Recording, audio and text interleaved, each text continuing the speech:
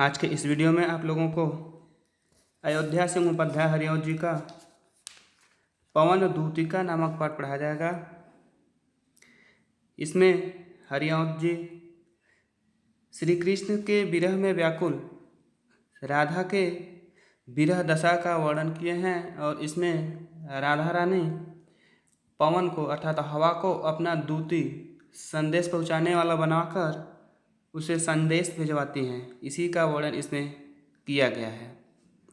इसमें देखते हैं कि बैठी खिन्ना यक दिवस वे गेह में थी अकेली, आके आंसू दृग युगल में थे धरा को भिगोते, आई धीरे इस सदन में पुष्प सगंध को ले, प्रातः वाली सुपवन इसी काल वातायनों से।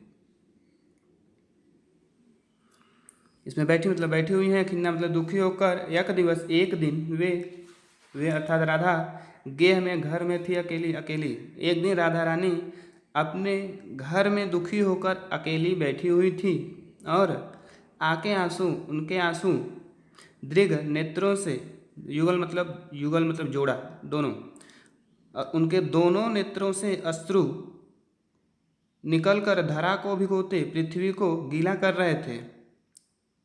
आई धीरे इस सदन में पुष्प सुगंध को ले, प्रातः वाले सुपवन इसी काल वातायनों से। और इसी समय प्रातः वाली अर्थात सुबह सुबह की सुगंधित हवा, पुष्प से सनी हुई सुगंधित हवा खिड़कियों से, वातायनों अर्थात खिड़कियों से होकर घर में प्रवेश करती है। आगे, संतापों को विपुल बढ़ता देख के दुखिता हो, धीरे बोली सदुख उससे श्रीमती राधिका यूं, प्यारी प्रातः पवन इतना क्यों मुझे है सताती, क्या तू भी है कलुषित हुई काल की क्रूरता से। संताप अर्थात दुखों को विपुल अत्यधिक बढ़ा हुआ देख के कर दुखिता हूँ। राधा अत्यधिक दुखी हो जाती हैं और धीरे बोली, धीरे से सदुख अपने दुखों को उससे अर्थात पवन से कहती हैं। राधिका रानी अपने दुखों को उस हवा से धीरे से बतलाती है। क्या बतलाती हैं? प्यारी प्रातः पवन है, प्रातःकालीन पवन, तुम भी क्या मुझे सताने के लिए चली आई हो? क्या तू भी है कलुषित अर्थात कलुषित का अर्थ होता है उसको क्या कहते, कलुषित अर्थात दूषित हो गई हो या बिगड़ गई हो। क्या तू भी इस समय की क्रूरता से, इस समय की कठोरता से तू भी दूषित हो गई है जो मुझे सताने के लिए चली आई है। मेरे प्यारे नव जलद से कंज से नेत्र वाले, जाके आए न मधुवन से और न भेजा संदेशा, मैं रो रो के प्रिय विरह से बावली हो रही हूँ, जाके मेरी सब दुख कथा श्याम को तू सुना दे। मेरे प्यारे प्राण प्रियतम श्री कृष्ण नवीन बादल के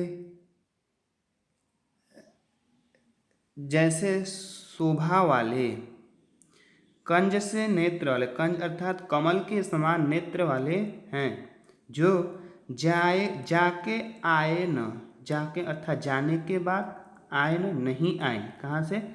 मधुवन अर्थात मथुरा से। मेरे प्राण प्रियतम श्री कृष्ण जो बादल के समान शोभा वाले और कमल के समान नेत्र वाले हैं, जो मथुरा चले गए और वापस वहाँ से अभी नहीं आए और न भेजा संदेशा, और कोई संदेशा भी नहीं भिजवाए। मैं रो रो के प्रिय विरह से बावली हो रही हूँ और मैं प्राण प्रियतम के विरह से, दुख से, उनसे दूर होने के कारण उनके विरह में रो रो कर पागल हो रही हूँ, अर्थात बहुत दुखी हो गई हूँ। जाके मेरी सब कथा, दुख कथा श्याम को तू सुना दे। हे पवन तुम जा और तू जा, मेरी सारी दुख की जो कथा है, जो कहानी है, मेरी दुख की सभी कहानी को श्याम अर्थात श्री कृष्ण को जाकर अच्छे से बता दे। ज्यों ही मेरा भवन तज तू अल्प आगे बढ़ेगी, शोभा वाली सुखद कितनी मंजू कुंजें मिलेंगी, प्यारी छाया मृदु स्वर से मोह लेंगी तुझे वे, तो भी मेरा दुख लक वहाँ जान विश्राम लेना। आगे राधिका आगे कहते हैं कि ज्यों ही मेरा भवन तज, जैसे ही तुम मेरे घर को छोड़कर, त्यज मतलब छोड़कर, अल्प आगे बढ़ेगी, थोड़ा दूर आगे जाएगी, तो वहाँ पर तुम्हें अत्यंत शोभा वाली, अत्यंत सुंदर और सुखद कुंज कुंज अर्थात गांव दिखाई देंगे।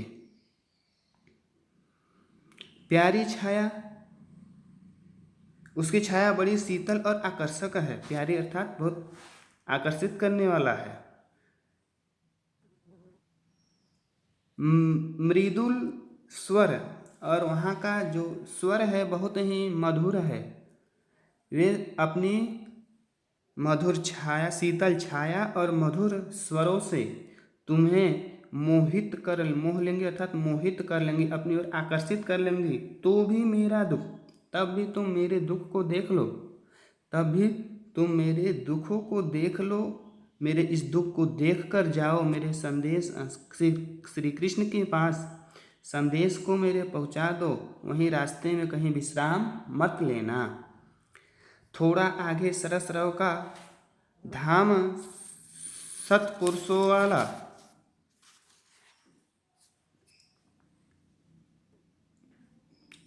थोड़ा आगे सरस रव का धाम सतपुरुषों वाला, अच्छे अच्छे बहुद्रुम लतावान सौंदर्यशाली प्यारा वृंदा विपिन मन को मुग्धकारी मिलेगा। आना जाना इस विपिन से मोह माना न होना। थोड़ा आगे अर्थात तो राधा कहते हैं कि थोड़ा ही आगे और जाने पर तुम्हें अत्यंत मनोरम, सरस अर्थात मनोरम वृंदावन, अत्यंत मनोरम वृंदावन मिलेगा। सत्पुरुषों वाला, सत्पुरुषों अर्थात सज्जनों का।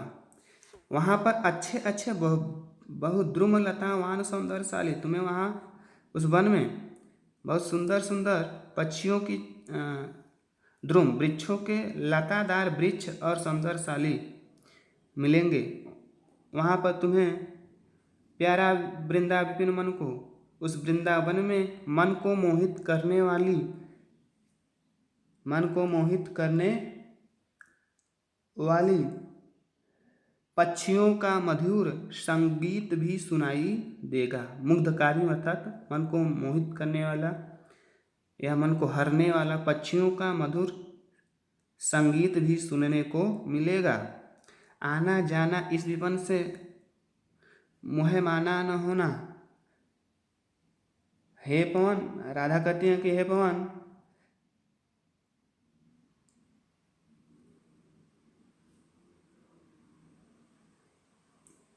राधा रानी कहती हैं कि आना जाना इस विपिन से मोह माना न होना। मोह माना अर्थात तुम्हारा इसी वन से आना जाना रहेगा। आना जाना अर्थात इसी वन के रास्ते तुम आओगे और जाओगे, किंतु तुम इस वन में मोह माना मत होना। मोह माना मतलब मोहित मत हो जाना, अर्थात इस वन में पहुंचने के बाद तुम हमारे संदेश को भूल मत जाना, हमारे संदेश को श्री कृष्ण के पास पहुंचा देना। आगे कहते हैं कि जाते जाते अगर पथ में क्लांत कोई दिखावे, तो जाके सनिकट उसकी क्लांतियों को मिटाना। धीरे धीरे परस करके घात उन्माद खोना, सद्गंधों से श्रमित जन को हर्षितों सा बनाना। जाते जाते अगर पथ में, आगे राधा कहते हैं कि अगर हे हवा तुम्हें रास्ते में जाते जाते अगर कोई पथ मार्ग में क्लांत कोई दिखावे, अर्थात क्लांत मतलब थका हुआ, क्लांत मतलब थका हुआ। अगर तुम्हें मार्ग में जाते हुए कोई थका हुआ दिखाई दे, कोई तुम्हें थका दुखी व्यक्ति दिखाई दे तो जाके सन्निकट, तो उसके नज़दीक चले जाना और उनकी क्लांतियों को मिटाना, क्लांति अर्थात दुख को, और उसके पास चले जाना तुम और उसके दुख को समाप्त कर देना। धीरे धीरे परस करके, परस अर्थात स्पर्श करके, गात उन्माद खोना, तो धीरे धीरे उसके पास जाना, उसके निकट जाकर उसके दुखों को दूर कर देना, धीरे धीरे उसके शरीर को स्पर्श करके उसकी गात अर्थात उन्माद अर्थात ताप को, धीरे धीरे उसके शरीर को स्पर्श करके तुम उसके ताप को मिटा देना, खोना अर्थात मिटा देना। उन्माद अर्थात ताप या गर्मी को मिटा देना। सद्गंधों से, सद्गंधों से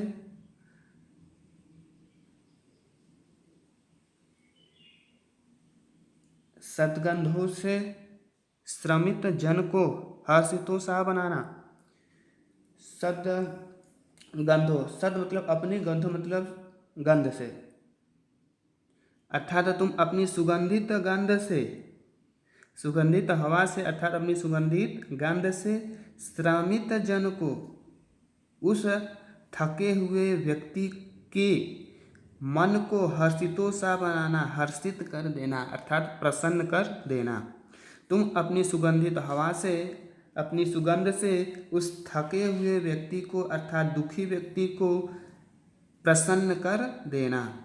आगे, लज्जाशिला पथिक महिला जो कहीं दृष्टि आवे, होने देना विकृत वसना, तो न तू सुंदरी को, जो थोड़ी भी श्रमित वह हो, गोद ले शांति खोना, होठों की और कमल मुख की म्लान लाएं मिटाना। आगे कहते हैं कि आगे राधा कहती हैं कि लज्जाशिला, लज्जाशिला पथिक महिला को, पथिक महिला को जो कहीं दृष्टि आवे, अगर तुम्हें रास्ते में कहीं लज्जाशील अर्थात लजाने वाली, लज्जा करने वाली कोई महिला दृष्टि आवे, दिखाई दे, दिखाई दे, तो तू होने देना विकृत वसना, तो न तू सुंदरी को, तो तुम उसके वस्त्रों को मत विकृत वसना, उसके अस्त व्यस्त वस्त्रों को होने देना, नहीं, न माने नहीं। अगर तुम्हें मार्ग में कोई लज्जाशील स्त्री दिखाई दे तो तुम उसके अस्त व्यस्त वस्त्रों को उड़ने मत देना अर्थात मत उड़ाना।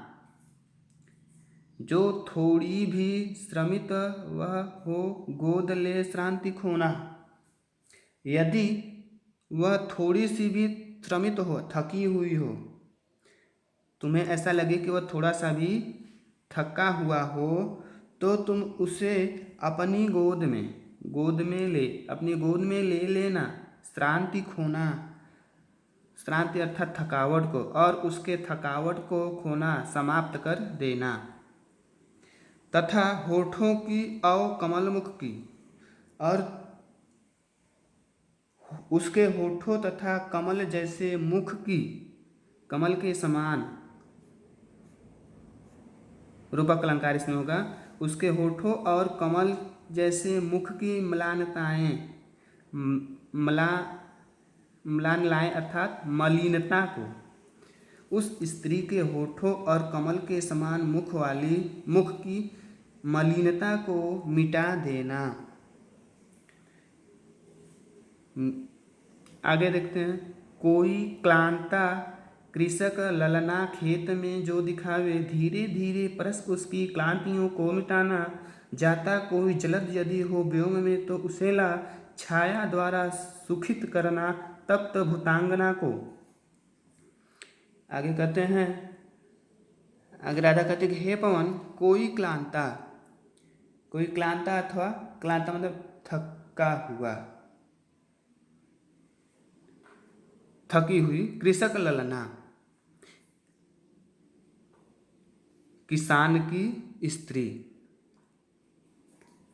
हे पवन, यदि तुम्हें कोई खेत में अर्थात खेत में तुम्हें कोई किसान की स्त्री थकी हुई दिखाई दे तो धीरे धीरे परस उसकी, तो धीरे धीरे तुम उसे स्पर्श करके, परस माने स्पर्श करके उसकी संपूर्ण क्लांतियों को, थकावट को, क्लांति अर्थात थकावट, तो तुम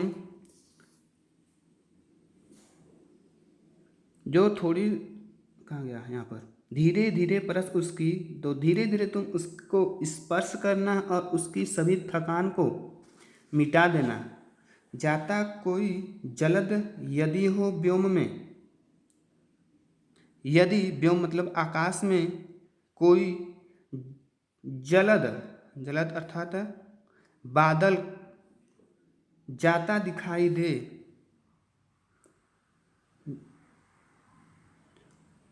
छाया द्वारा सुखित करना, तो तुम उस बादल के टुकड़ों को उसके ऊपर छाया कर देना। अर्थात अगर तुम्हें आकाश में कोई बादल जाता हुआ दिखाई दे तो तुम उस बादल को उसके ऊपर छा देना,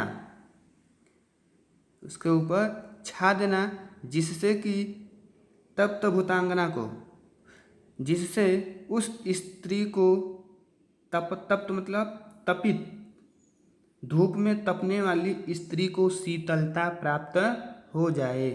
अर्थात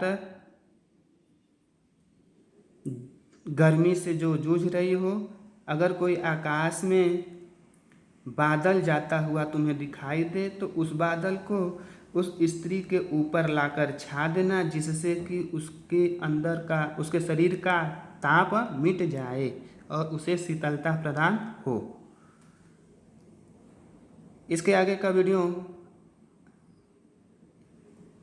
आज यहाँ 8 पैराग्राफ तक हो गया है। इसके आगे से अगले वीडियो में आपको बताया जाएगा, पढ़ाया जाएगा।